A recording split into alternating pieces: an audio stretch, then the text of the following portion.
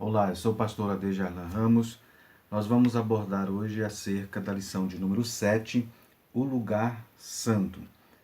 Nós estamos estudando sobre o tabernáculo e a lição de número 7, ela vai abordar especificamente o lugar santo.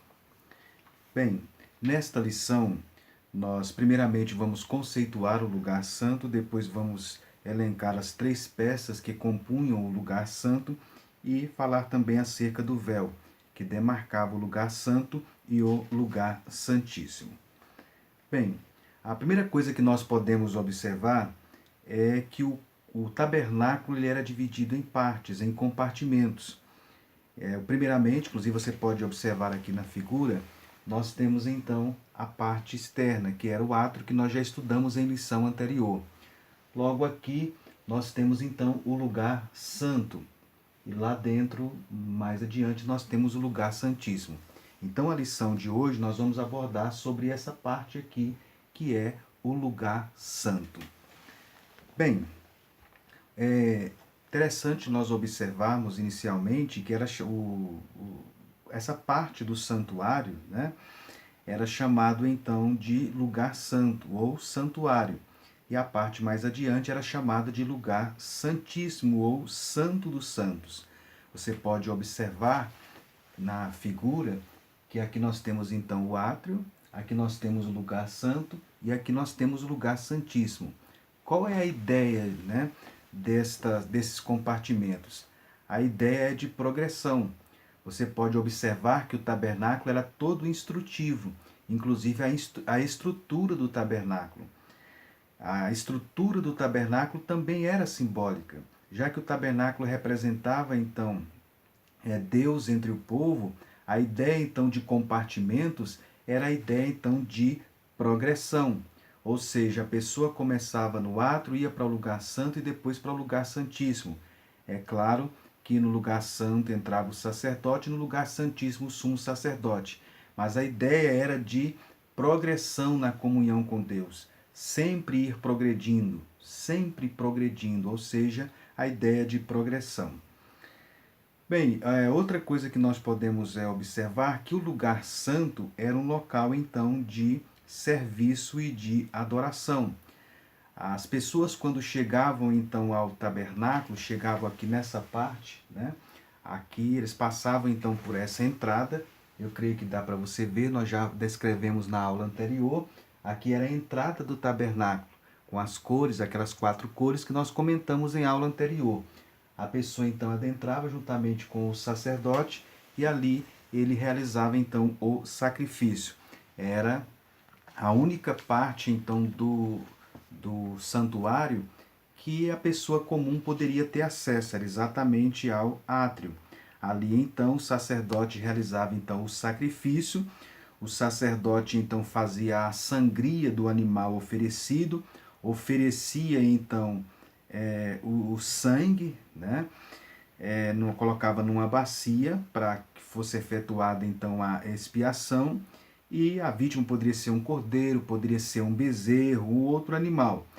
E a pessoa então tinha acesso ali juntamente com o sacerdote nessa área que era exatamente o átrio. Então no átrio, toda pessoa, todo israelita poderia transpor, poderia chegar até ali, né?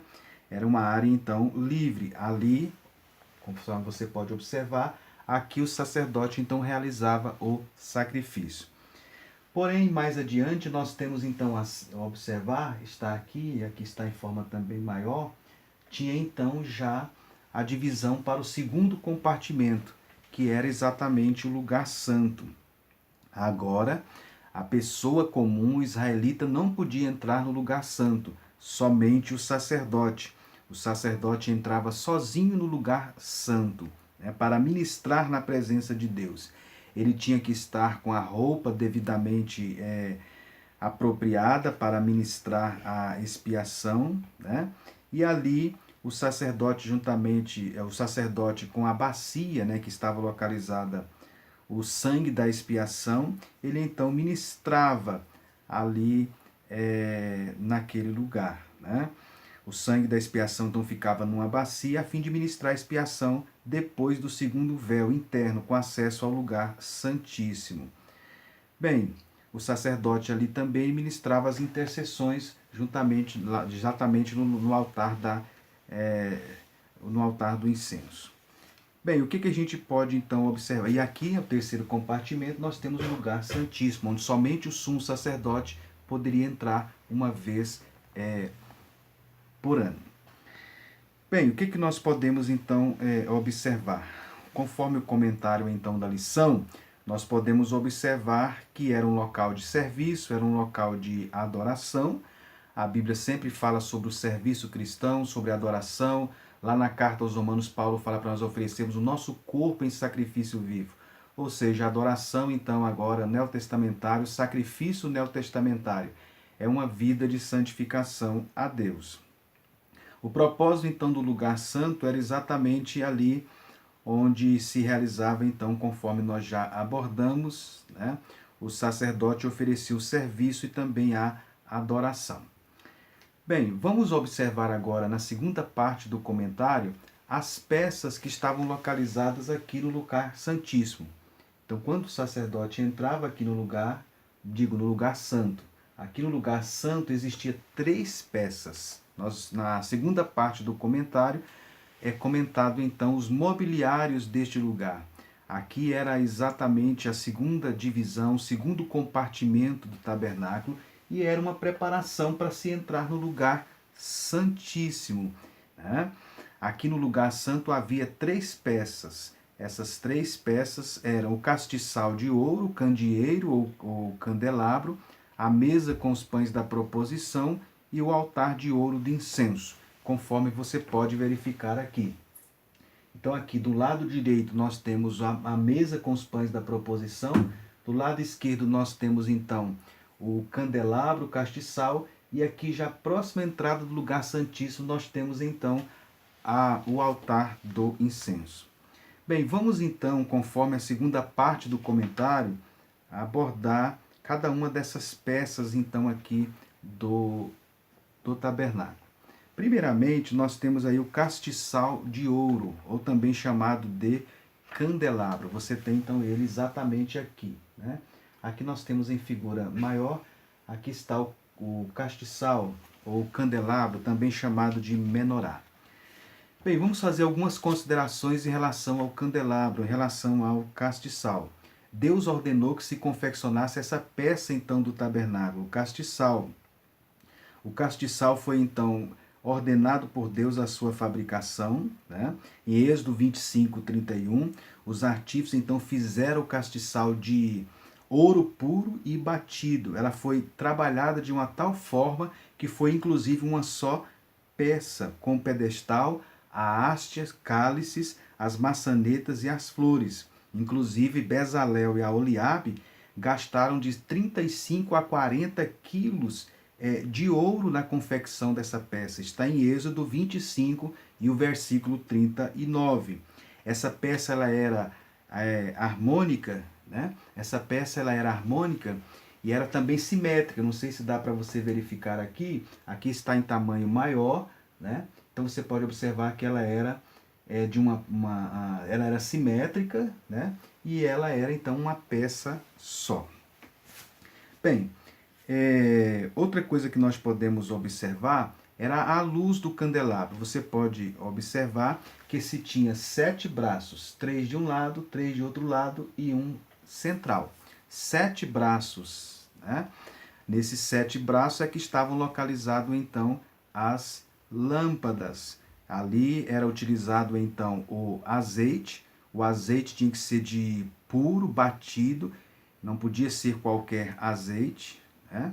Sem essas qualidades, o tabernáculo do Senhor ficaria então na penumbra, ficaria em trevas. Você pode observar na imagem que uma das funções então do castiçal era iluminar o tabernáculo, já que ele não tinha, portanto, janelas. Outro ponto nós observarmos é a posição do castiçal no tabernáculo. Quando a pessoa então entrava no lugar santo, ele ficava então à esquerda. Ali ficava então o castiçal. Bem, qual é o simbolismo do castiçal? A revista então aborda e apresenta o simbolismo do castiçal apresenta Jesus como a luz do mundo. Jesus disse em João 8,12 que ele é a luz, inclusive ele é a luz perfeita. Jesus lá em Apocalipse anda no meio dos 7 castiçais, na visão que João teve no Apocalipse. A igreja também é a luz do mundo e o cristão deve ser também a luz do mundo. Nós só podemos então ser essa luz do mundo se nós mantermos esta comunhão com Cristo. A comunhão com Cristo é que vai nos proporcionar estar sempre brilhando, reluzindo como luz do mundo. É a nossa união com Cristo é que vai proporcionar essa luminosidade. Então, primeiramente, na revista foi comentado acerca do castiçal de ouro, né? Você pode observar, trazendo mais alguns elementos em relação ao castiçal de ouro, também chamado candelabro. Vamos trazer mais algumas informações em relação ao castiçal, né?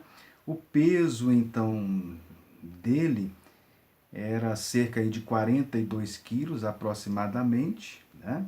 Ele tinha também copas, maçãs e flores, que eram espécie de cálices, romãs, seus botões, conforme você pode observar aqui, em cada ponta de uma extremidade, né? Cada extremidade, nós temos então essa espécie de copas, maçãs, flores, ou copos em formatos de cálices, né? Em formato de flor de amêndoa. E certamente esses elementos aí, eles tinham então, tudo foi detalhado por Deus, né, com os mínimos detalhes, e Deus então tinha o propósito de ensinar o povo verdades importantes para o povo. Tinha também os espevitadores, serviam para aparar pela manhã o morrão do pavio das lâmpadas. O excesso de cinza era cortado do pavio e colocado nos apagadores, é chamado de espevitadores, né?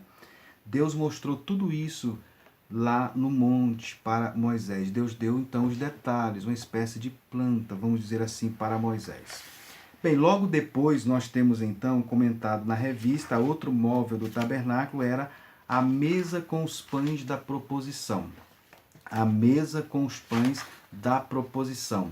Conforme você pode verificar, aqui estava a mesa com os pães da proposição. Aqui está ela em tamanho maior, né? E aqui está a localização da mesa, então, no lugar santo. Bem, primeiramente, consideremos um pouquinho acerca do pão. O pão é um alimento muito antigo da história da humanidade, né? O pão aparece como um dos alimentos mais antigos da história da humanidade, inclusive no registro sagrado, né? Inclusive no Egito, no Nilo, ali devido à fertilidade então do Nilo, né? Os trigais então se espalhavam com muita facilidade e o pão então era produzido. O pão também esteve presente em Israel. Deus diz: do suor do teu rosto comerás o teu pão, em Gênesis 3, o versículo 19.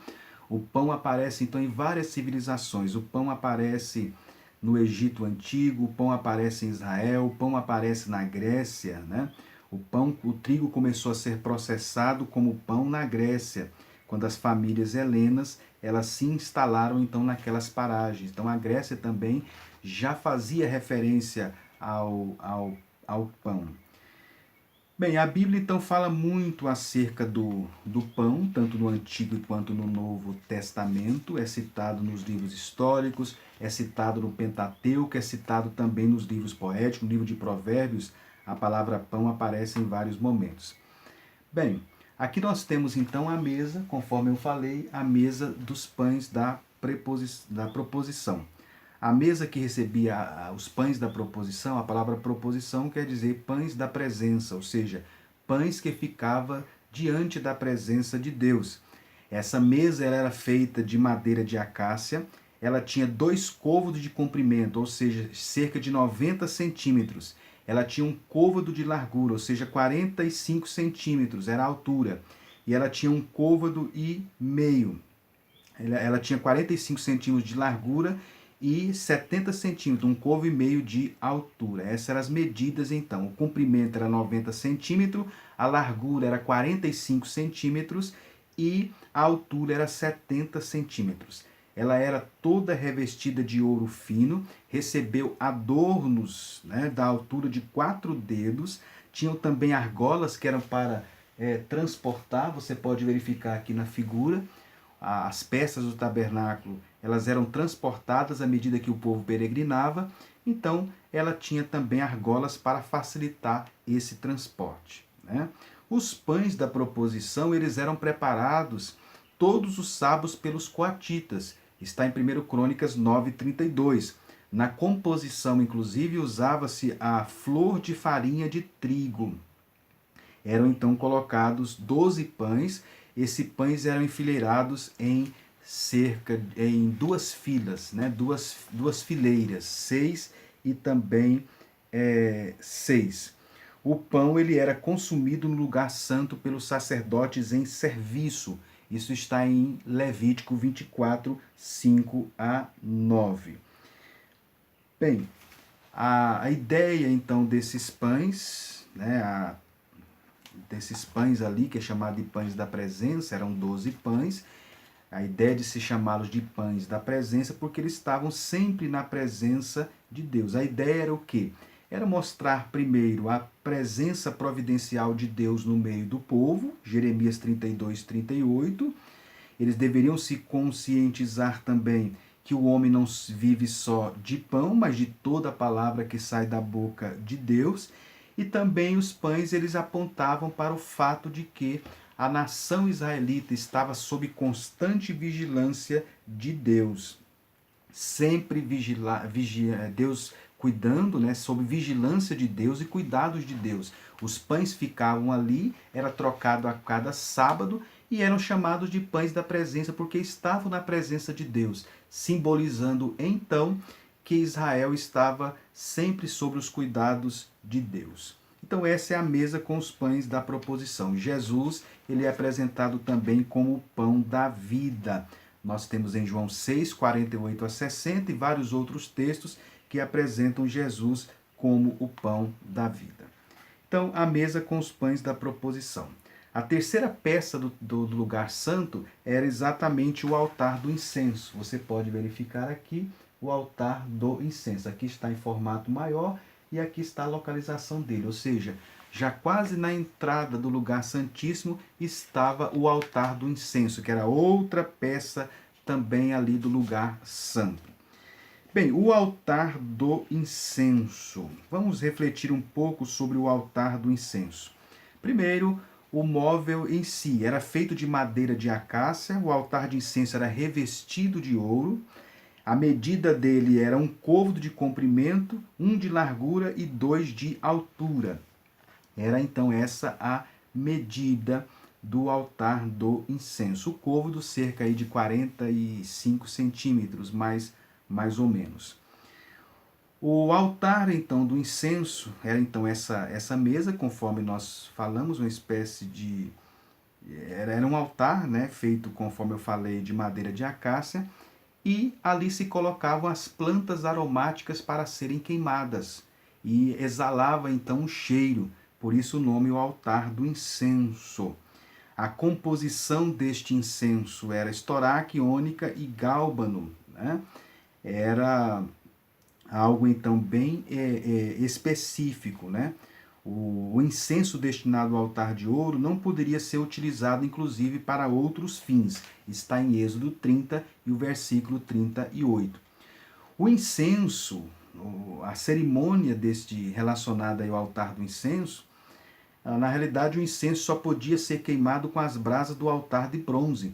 Está em Levítico 16, 12. Né? Isso quer dizer, então, pode representar que a base da adoração cristã é a redenção do sangue de Jesus.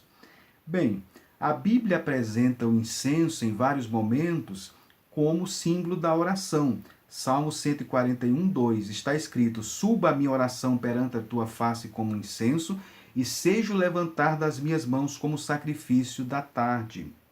Lá em Apocalipse, também 8:3, a Bíblia apresenta o incenso como uma figura, então, da oração. Né?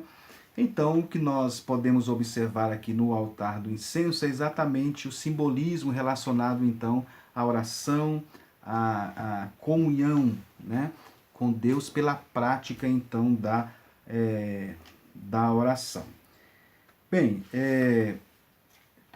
então são estes os móveis relacionados, né, ao lugar santo. Ao lugar santo. É bom lembrar que também esse altar do incenso, ele também era carregado. Você pode observar que ele tinha aí, né, uma espécie de argolas também para serem carregadas, né, para ser carregado durante o transporte, quando o povo, então, eles caminhavam. O altar do incenso, então, ele é símbolo, então, da oração, né? Bem, então, o incenso, inclusive, ele era... o incenso ele era contínuo. A queima do incenso está lá em Êxodo 30, versículo 34 a 38, ocorria pela manhã, está em Êxodo 30, versículo 7, e também à tarde, está no versículo 8. A ideia, então, era de comunhão, então, com Deus. Bem, então, nessa segunda parte da lição foi comentado sobre as peças do lugar santo. Na terceira parte, finalizando já na terceira parte, é comentado então o véu que demarca o lugar santo e o lugar santíssimo. Você pode então observar aqui na figura que nós temos então o véu aqui na entrada, quando a pessoa entrava, nós temos então as cortinas. Do lugar do átrio para o lugar santo, nós temos também a cortina, né? A cortina, o primeiro véu que separava o átrio do lugar santo, né? Era demarcar o espaço entre o pátio e o lugar santo. Então aqui está o pátio, aqui está o lugar santo. Então havia então essa divisória, havia as cortinas, e o objetivo dessa cortina então era separar o átrio do lugar santo. Este era o objetivo. O que Deus queria dizer com isso? Como o israelita entrava somente até aqui, e aqui só entrava o sacerdote, né? Então a cortina era exatamente para mostrar a sacralidade daquele espaço. O lugar santo era sagrado e deveria se ter respeito então por aquele lugar. Então a ideia da cortina aqui, né, era exatamente isso, era exatamente mostrar a sacralidade do lugar, mostrar que o local era sagrado e não era qualquer pessoa que podia ter acesso àquele lugar. Logo depois, nós temos então aqui o lugar santo, depois o lugar santíssimo, e aqui entre o lugar santo e o lugar santíssimo nós temos então um outro véu, né? Um outro véu, uma outra cortina. O véu também tinha o objetivo de quê? De marcar os limites entre o lugar santo e o lugar santíssimo.